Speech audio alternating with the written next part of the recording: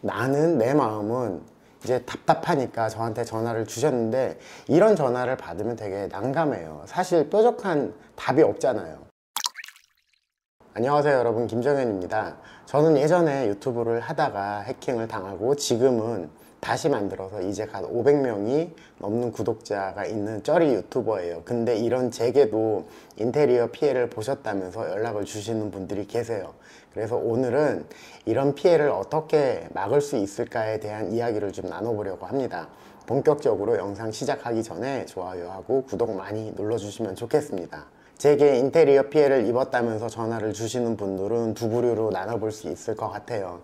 싼 게 비지떡이라는 걸 본인 스스로도 느끼시면서 이미 후회를 하고 계신 과정 중에 어떻게 대책을 세울지를 물어보시는 분들이 계시고, 또 한 가지는 인테리어 회사하고 벌써 끝까지 간 상황에서 어떻게 하면 이 회사로부터 피해 보상을 받을까, 그리고 어떻게 하면 법적인 조치를 취해서 이길 수 있을까를 물어보시는 분들이 계세요. 전화를 주셨던 분 중에서 어떤 분은 구경하는 집 인테리어를 하셨다고 해요. 구경하는 집이라는 건 내가 앞으로 들어가서 살 집을 제공을 하고 저렴하게 인테리어 공사를 받으면서 그 남은 기간 동안 인테리어 회사가 모델하우스처럼 활용할 수 있게 서로 윈윈 하자라는 취지에서 인테리어를 하는 방식을 이야기하는데, 이런 경우가 잘 되면 좋은데 이분은 잘 안 되셨던 모양이에요. 저렴한 비용으로 인테리어 공사를 하고 회사가 빠져나가서 살펴보니까 눈에 보이는 데만 그나마 제대로 돼 있고 덜 보이는 부분들은 마감이 엉망이라고 하시더라고요. 또 빠져나가면서 싱크대나 신발장이나 여러 가지 얼룩을 묻혀놓고 얼룩이 지워지지도 않는 상태라고 하셨어요. 그래서 이걸 뭘 어떻게 해야 되는지 이미 여러 곳에다 물어보셨는데, 인테리어 회사하고 언성 높이면서 다투기도 해보고 마감 제대로 깨끗이 해놔라 요구를 하기도 했었는데, 오히려 인테리어 회사가 이 공사를 하면서 오히려 큰 손해를 봤다고 하더래요. 그래서 서로 답보 상태에 있고 인테리어 회사는 움직이지 않고 있고, 나는 내 마음은 이제 답답하니까 저한테 전화를 주셨는데, 이런 전화를 받으면 되게 난감해요. 사실 뾰족한 답이 없잖아요. 서로 협의를 잘해서 돈을 조금 더 주더라도 제대로 마감을 해달라고 요청을 하거나, 아니면 인테리어 회사 측에서도 아무리 저렴한 비용으로 공사를 했어도 사람이 살 수 있도록 만들어 놓는 기본적인 책임감으로 움직여 줄 수도 있는데, 이거를 제가 그 양측에다가 강요를 할 수 있는 경우가 아니죠. 그래서 잘 협의 보시라고 밖에는 말씀을 못 드렸어요. 또 두 번째 경우로는 아는 지인이 소개를 해서 공사를 했는데, 이분 말씀만 듣자면 인테리어 하시는 분이 왔는데 한 번도 안 해본 것 같은 느낌이 들더래요. 그래서 지금 오픈하기까지 3일 남았는데 엉망인 상황에서 뭘 어떻게 해야 할지 모르겠다라고 하시더라고요. 그러면서 앞으로 줘야 할 잔금이 좀 남아 있는데 이 잔금을 주지 않을 수 있는지, 그리고 주지 않고 이 돈으로 다른 제대로 된 인테리어 회사에 맡겨서 마감을 하고 싶다고 하셨어요. 그래서 제가 제일 처음 계약서 작성은 하셨는지 여쭤봤더니 계약서 작성도 안 하셨다고 하더라고요.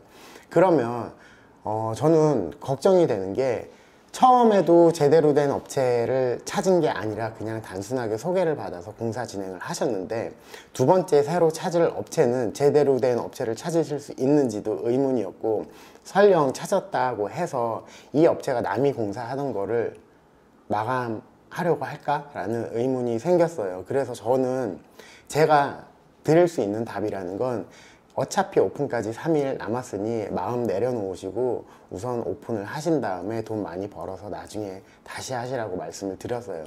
이분께서 전화를 해서 저한테 설명하신 내용을 토대로 하자면 사실은 다 걷어내고 다시 해야 할 것 같은 그런 상황이라서 제가 드릴 수 있는 답변은 그냥 오픈하십시오 밖에는 없었죠.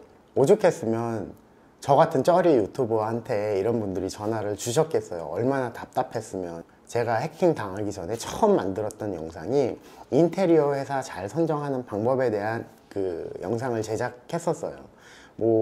저 말고도 정말 유명하신, 그리고 더 큰 채널을 가지고 있는 인테리어 유튜버들이 많이 있고, 그리고 인테리어 회사에게 사기당하지 않는 법, 인테리어 회사를 잘 골라내는 법 등에 대해서 많이 다루고 있는데도 불구하고 여전히 이런 분들께 전화가 오는 걸 보니까 아직도 역부족인 것 같아서 오늘 제가 예전 초창기에 만들었던 그 영상에 대한 내용을 서머리해서 간단하게 몇 가지만 말씀을 드리고 마치려고 해요.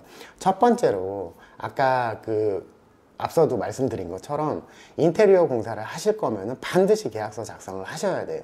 이 계약서라는 게 서로 이렇게 하자라는 약속이기도 하고 혹시 모를 갈등 상황에서 기준점이 될 수 있는 중요한 문서이기 때문에 갈등이 없다면 좋죠. 잘 끝나면 좋은데 이런 상황에서 서로 계약서상에 이렇게 하기로 되어 있지 않느냐라는 그 기준이 될 수 있어요. 그러니까 아무리 작은 공사라고 해도 반드시 계약서 작성을 하시면 좋겠습니다.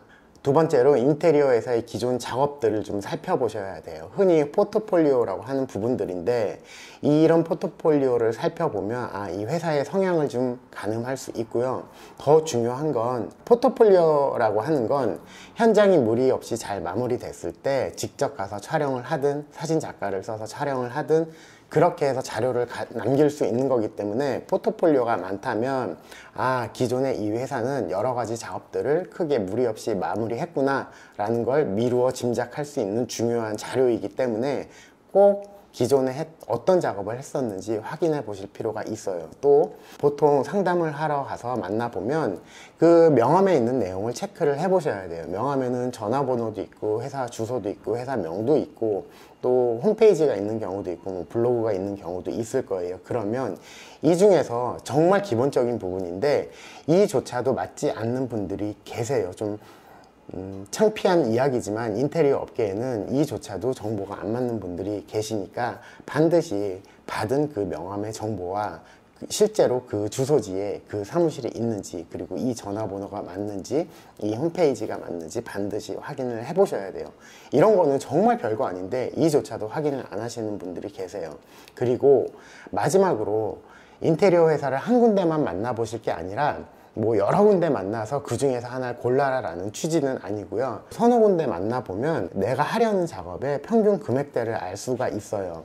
그래서 이 평균 금액을 알고 난 이후에 어떤 회사를 만나니까 여기는 좀 더 비싸네, 그리고 어떤 곳은 좀 저렴하구나 이렇게 느끼실 수 있는데 저렴하다면 저렴한 대로 이유가 있을 거고요. 비싸다면 비싼 대로 이유가 있을 거예요. 그래서 다른데 내가 알아본 바로는 평균 이 정도 금액이면 되는데 너희들은 왜 비싼 거냐, 아니면 너희들은 왜 저렴한 거냐, 이런 것들에 대해서 명쾌하게 대답을 해줄 수 있는 회사, 이런 회사가 아무래도 더 무난하겠죠. 지금 간단하게 말씀드린 몇 가지가 절대적인 기준이 되는 건 아니에요. 그렇지만 저한테 전화를 주셨던 여러 가지 피해 사례를 반 이상은 걸러내실 수 있는 분명한 지침은 되실 수 있을 거예요. 인테리어를 준비하고 계신 예비 고객분들께서는 제가 말씀드린 별것 아닌 것 같은 내용이지만 이 정도만 체크를 하셔도 분명 저한테 전화를 주셨던 분들의 반 이상의 케이스는 걸러내실 수 있을 거라고 확신을 합니다. 또다시 저에게 인테리어 피해 사례에 대한 전화가 오지 않았으면 하는 바람도 있고 또 피해보는 일 없으셨으면 좋겠다라는 마음에 오늘 영상 만들어 봤습니다. 오늘은 여기까지 하겠습니다. 감사합니다.